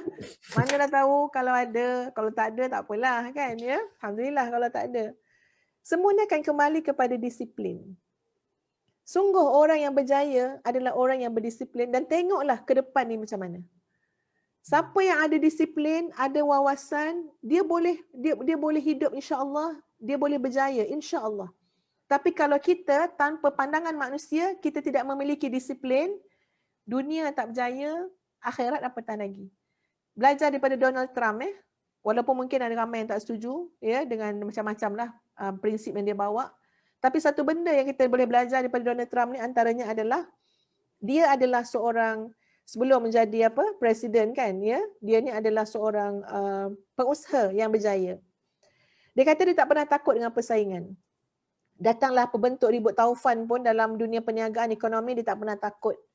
Sebab dia hanya perlu bertanya dengan musuh ekonomi dia, musuh politik dia, musuh apa tak kira lah. Dia hanya perlu bertanya satu soalan saja. Apa soalan dia? Kamu bangun pagi pukul berapa? Kamu bangun pagi pukul berapa? Jadi kalau orang tu adalah pesaing ekonomi dia dan dia tanya pada orang tu, kamu bangun pagi pukul berapa? Kalau orang tu jawab pukul 8 pagi, maka dia kata, kat situ saya dah menang sebab saya bangun pukul 5 pagi. Itu Donald Trump tu, ya tak tahulah buat apa bangun pukul 5 kan ya. Kalau kita sebagai Muslim, kita nak tahajud, Masya Allah, bergantung dengan Allah, ya, merayu pada Allah. Setara Donald Trump pun kaya-raya dah. Sebab bangun pukul 5 katnya. Ya, itu bukan minta berdoa dengan Tuhan, bukan berdoa dengan Allah. Kata Donald Trump, aku tak heran bersaing apa benda. Bab bangun tidur pun kau kalah. Aku tak bangun lewat. Maknanya dia bangun awal. Ya, mungkin macam-macam lah. Dia memahami tentang kesegaran akal, fikiran ya pada waktu itu. Jadi ini satu gambaran. Disiplin adalah benda yang sangat penting. Ya, kita mungkin macam ni semuanya online. Online ni kena ada kejujuran kalau dalam pembelajaran ke kan. Ni nanti nak isi borang kehadiran kehadiran program kan. Jangan on lepas tu pergi masak kodok. Ya, lepas tu sekarang dah isi kehadiran hadir. Jadi ini nak bagi tahu disiplin, kejujuran, ada nilai-nilai yang selama ini kita tak pandang, tak nampak nilai itu, tapi itulah yang sebenarnya menjadi jalan ataupun wasilah untuk manusia itu berjaya menguruskan sebuah kehidupan yang bukan saja emosi, bahkan sebuah kehidupan ia dapat diuruskan insya-Allah dengan nilai-nilai yang telah kita sebutkan tadi. Secara khususnya adalah kita kembali kepada nilai akhlak yang ditanamkan dalam Islam. Itu semua sangat pentinglah untuk kita mendepani semua yang telah berlaku dan mengambil hikmah-hikmahnya. Wallahu a'lam. Terima kasih Ustazah atas pencerahan yang saya rasakan cukup cantik dan menarik. Prof dengan Ustazah pejam celik tiba-tiba dah 4.35. Saya pun tak perasan benda ni dekat 1 jam lebih kita membicarakan soal pengurusan emosi. Macam kita cakap lah, macam permulaan awal tadi saya kata, bila kita nak membahaskan perkara ni saya rasa tak cukup satu sesi, saya kena buat 2-3 sesi lagi berkaitan dengan pengurusan emosi ini sendiri. Saya akan membuka 1-2 soalan yang saya minta, dengan satu mungkin untuk Prof dan satu lagi untuk Ustazah. Tapi sebelum tu, sebelum kita penutup, sebelum tu saya ingatkan agar pautan pendaftaran dan penilaian keberkesanan program telah dipinkan di ruangan komen. Tak kisahlah sama ada anda penyewa awam ataupun pelajar universiti ataupun di peringkat mana-mana belia. Tiada masalah untuk mengisikan link penilaian keberkesanan program tersebut, di mana setelah anda mengisi pautan pendaftaran dan penilaian keberkesanan program tersebut, anda akan mendapat satu slip lampiran berkaitan kehadiran pada hari ini. So satu persoalan tadi saya nampak untuk Prof Ha dahulu daripada Encik Kamal Afandi. Mana persoalan tadi? Encik Kamal Afandi, dia bertanyakan, salam Prof Ha, apa makna yang kita boleh letak dan pujuk hati jika kita sedang alami situasi yang tidak menyenangkan kepada diri kita sendiri? Mungkin boleh Prof mula sedikit. Soalan dia, apa makna yang kita boleh letak dan pujuk hati kita jika kita sedang alami situasi yang tidak menyenangkan kepada diri? Itulah dalam tinggal. Soalan Kamal Afandi tu agak apa orang kata general ya, betul umum. Tapi saya rasa saya suka ambil perkataan pujuk tadi tu. Jadi memang hati kita ni mungkin bila ada banyak masalah semua tu dia jadi merajuk. Tak tahu merajuk dengan siapa. Kita rasa macam Mungkin kadang-kadang merajuk dengan diri sendiri ke, merajuk dengan pasangan kita, macam-macam lah kita rasa tak puas hati ni kan. Tapi kita sebagai orang beriman, kita sangat berhati-hati tak mau sampai merajuk dengan Allah ya, ataupun kita rasa macam kita persoalkan ya. Jadi dengan itu mungkin apa yang Kamal Afandi katakan memujuk hati tu memang satu usaha yang mesti kita lakukan ya. Mungkin saya nak pujuk dengan inilah kot ya, tadi yang saya katakan tadi. Saya jumpa balik dah gambar dia. Nanti ni nak share. Mungkin ada dah yang nampak. Nampak ke ni? Apa Aziz? Nampak ya? Nampak. Okey, saya ni kan ni. Saudara kita ni dia jual bahan alam. Yalah kan kita tengok dekat pasar dia orang ni selalu macam ni lah. Tapi yang kat situ tu tulisan tu kat cik, kaifa akhafa minal faqr wa ana Abdul Ghani ya. Bagaimana aku akan takut dengan kemiskinan sedang aku adalah hamba dari yang maha kaya ya.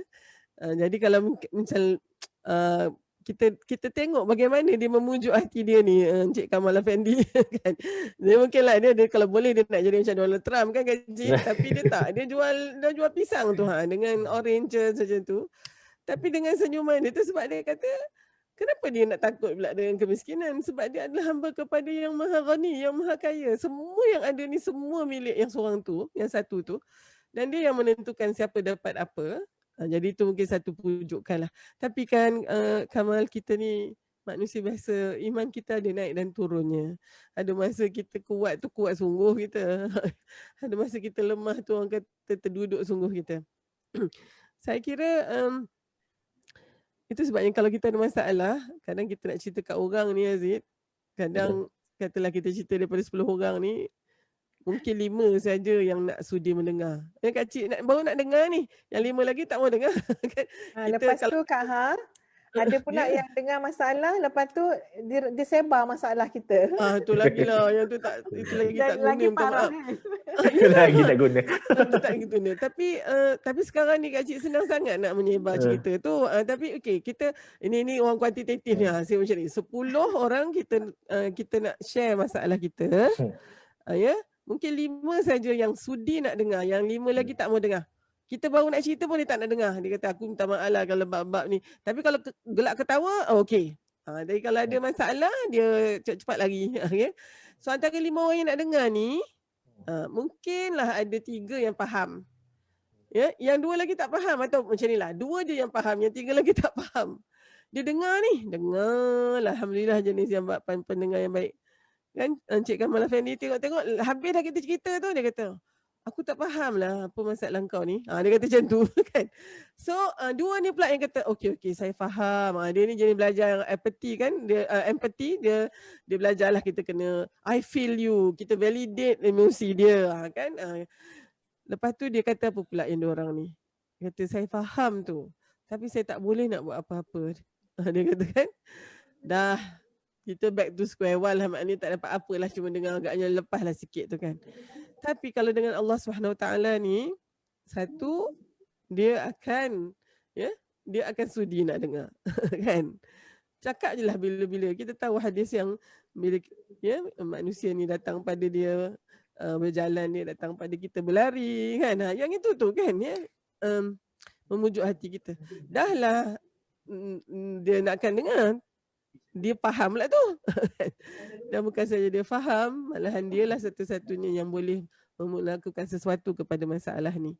Jadi bukanlah maksud saya Kamal jangan cerita kat orang. Cerita kat orang tu perlu sebab kita itu antara fitrah kita ni Dan kalaulah orang tu adalah orang yang paling dekat dengan kita, lagi kita rasa ni. Tapi kadang-kadang dengan orang paling dekat dengan kita itulah yang tak boleh kita nak bagi tahu. Itu mungkin satu muhasabah untuk kita punya komunikasi lah. Patutnya boleh kan. Tapi kalau tak boleh itu mungkin komunikasi. Tapi tak apalah. Cakaplah dengan Allah ya.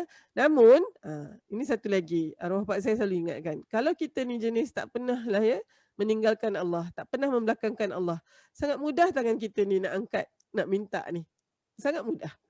Tapi kalau selama ni kan kita jauh dari Allah ataupun kita mungkin buat tak peduli saja ke, secara fitrahnya lah kita malu nak angkat tangan ni. Jadi mungkin perlahan kita hampiri balik kalau ada banyak kealpaan kita mohon ampun daripada Allah SWT. Minta 10K tu Aziz. kan setiap kali solat. Ya, setiap kali kita minta doa. Pertama kemantapan iman kita, kemudian kita mohonlah keampunan dari Allah, kemudian kita ya mohon sangat keluarga kita Allah selamatkan. Kemudian kita punya ya kenalan kita tu yang keempat, yang kelima kita mohon pada Allah ya kesihatan kita, ya ketenangan jiwa kita. Itu dah yang keenam. Yang ketujuh kita mohon juga daripada Allah ya supaya Allah berikan kita keberkahan dalam segala pendapatan kita kan. Dan akhirnya kita ada dalam konteks husnul khatimah dan juga kesudahan yang baik itu, dan akhir sekali kebaikan hasanah dunia dan akhirat. InsyaAllah. InsyaAllah dengan pergantungan 10K tu ya, bukan gantung ya Kak Cik, jangan kata gantung. Okay. Dengan pengharapan kita kepada Allah dengan 10K tu ya, mudah-mudahan ya kita ya Kamal dapatlah kita pujuk hati kita tu. Sabar sikit lagi insya-Allah. InsyaAllah. Terima kasih kepada Prof. Ustazah, last sekali ada satu persoalan tadi daripada Syahira Yusof, Siti Syahira Yusof. Saya rasa persoalan dia pun lebih kurang dengan saya punya persoalan yang kita nak aju dengan Ustazah selaku orang kata penutup program kita ni. Pengurusan emosi dan mental yang baik akan membawa kepada kejayaan terhadap diri, organisasi dan masyarakat. Pada pandangan Ustazah sendiri, apakah saranan dan nasihat terhadap pemimpin dan masyarakat umum dalam usaha untuk memiliki mental dan emosi yang baik, terutama dalam keadaan pandemik sekarang? Baik, terima kasih Aziz. Sebenarnya sentimen jaga emosi ni sangat penting. Ya, tak kisahlah pemimpin ke, rakyat ke, ya, ataupun ibu bapa, tengoklah institusi keluarga, masyarakat dan sebagainya. Tapi kita kena melihat bahawa sentimen menjaga emosi, kepekaan untuk menjaga emosi adalah satu kepekaan yang sangat penting. Ya, jangan kita fikir alah tak ada apa pun. Kita tak tahu macam mana latar belakang orang tersebut. Ya, jadi ini adalah satu perkara yang kena diambil berat. Apatah lagi oleh orang-orang yang diberikan amanah kepimpinan ya untuk menjaga rakyat dan sebagainya. Jadi cara nak jaga emosi adalah dengan kembali sebenarnya kepada menunaikan hak-hak. Kalau seorang suami nak jaga emosi isteri, agak-agak boleh ke bagi duit je, tapi hak lain tak buat. Cuba Aziz jawab. Ya, sebenarnya bila kita diatur oleh Allah ya untuk apa? Menunaikan tanggungjawab, bermakna mengembalikan hak-hak orang lain, ya, mengembalikan hak orang tersebut. Ini adalah satu perkara yang sangat menjaga dalaman diri kita semua, fitrah kita. Seorang anak ya bila dia menjaga mak ayah dia, ini subhanallah sangat menatang emosi mak ayah tadi, ya. Jadi kembali kepada menunaikan tanggungjawab yang diperintahkan oleh Allah pada semua lapisan kehidupan kita, baik sebagai anak, sebagai ibu bapa, sebagai ketua, sebagai pemimpin, ya, sebagai majikan, ya, dan maknanya mengembalikan hak-hak orang yang berhak. Contohnya hak dia untuk ditolong, hak dia untuk diberikan kebebasan bersuara, hak apa lagi yang manusia itu perlukan, berikan. Ya, pada kadar yang maknanya tidak menyalahi syarak. Maka sebenarnya yang dijaga oleh Islam ini adalah mengawal seluruh kehidupan, bukan emosi kita aja, emosi orang lain juga. Bukan soal emosi aja, soal yang lain-lain juga. Jadi kembali kepada ramuan ataupun sistem yang diturunkan oleh pencipta, maka sebenarnya itu adalah penjagaan total kepada semua keadaan kehidupan kita sebagai manusia yang bukan hidup seorang-seorang tapi hidup bermasyarakat. Dan yang terakhir, emosi ni adalah benda halus. Sampai kita nak menerangkan pun ya, puas juga nak menerangkan emosi ni kerana dia adalah benda halus. Jadi bila sebut benda halus, maka perkara yang paling halus adalah niat. Maka ia kembali kepada niat kita. InsyaAllah bila niat kita baik, semua yang lain akan terjaga. Itu adalah benda yang paling halus sekali, namanya niat. Ya, sehingga kan Sufyan Ats-Tsauri mengatakan, benda yang paling payah aku nak jaga, aku nak kontrol, aku nak kena baiki, aku nak kena betulkan setiap waktu adalah niat.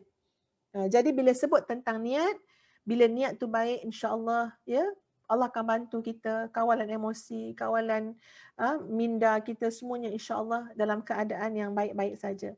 Sahabat-sahabat sekalian, nikmatilah panca indera yang Allah beri kepada kita. Ini cara nak urus emosi tuan-puan. Nikmati panca indera. Maksud dia macam mana? Selagi kita masih ada mata untuk melihat, selagi kita masih ada telinga untuk mendengar, ya, masih ada hati untuk merasa, sahabat-sahabat sekalian, maka sebenarnya semua itu boleh menjadi jalan kebaikan kepada kita. Berikan telinga kita ruang untuk dia mendengar nasihat. Mata kita biar boleh melihat orang yang lebih susah daripada kita. Hati kita tanam dengan keyakinan kepada Allah. InsyaAllah tuan-puan, jangan putus harap, jangan kecewa. Allah ada dan insyaAllah kita akan dibantunya. Wallahu alam. Assalamualaikum warahmatullahi wabarakatuh. Alhamdulillah, terima kasih pada Ustazah atas nasihat dan kata-kata yang diberikan tadi. Saya rasa cukuplah 1 jam lebih kita berbicara, kita membahaskan serta kita melihat berkaitan dengan pengurusan emosi itu sendiri.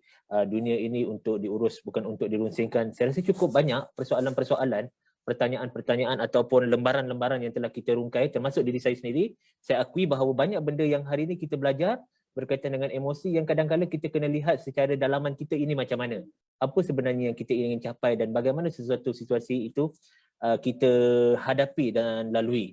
Yang itu saya boleh ambil sebagai rumusan untuk kita pada program pengurusan emosi kita pada hari ini. Lagi sekali bagi pihak ILIT khususnya, Institut Pembangunan dan Kecemerlangan Kepimpinan, khususnya kluster kepimpinan ILIT, mengucapkan jutaan terima kasih kepada yang berbahagia Prof. Datuk Dr. Halina Haliza dan juga yang berbahagia Datuk Dr. Ustazah Nur Hafizah atas kesudian bersama dengan kami warga ILIT dan juga yang sedang bersama dengan kita di dalam talian untuk bersama-sama dalam hari ini dalam mengurus emosi. Dunia ini untuk diurus, bukan untuk dirunsingkan. Saya rasa itu sahaja dahulu untuk pada petang ini. Sebelum saya akhiri dengan kata-kata akhir, suka untuk saya ingatkan pada 14 hari bulan nanti kita akan ada lagi satu program untuk makluman tuan-tuan dan puan-puan. Kali ini kita akan bersama dengan Datuk Nasyaruddin Elias ataupun Datuk Nash. Kita bawakan artis kali ini tuan-tuan. Dan dalam tajuk yang kali ini sangat menarik berkaitan dengan seni kepimpinan. Kita juga akan bersama dengan Encik Rosli bin Hussein, trainer, mantan master trainer Dale Carnegie Training Malaysia, dan akan bersama dengan sahabat saya, Saudara Munzir bin Mansur selaku moderator. Nantikan pada 14 hari bulan ini. Jangan lupa set your time, set your date.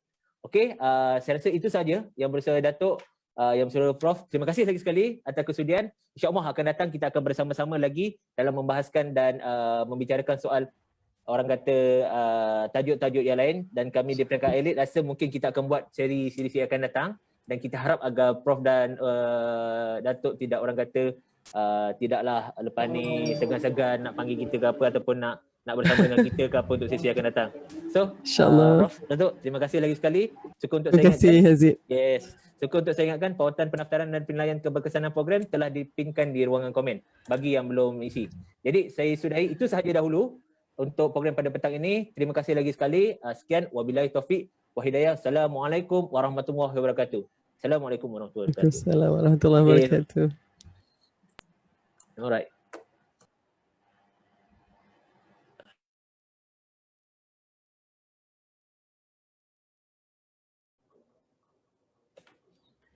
Terima kasih semua.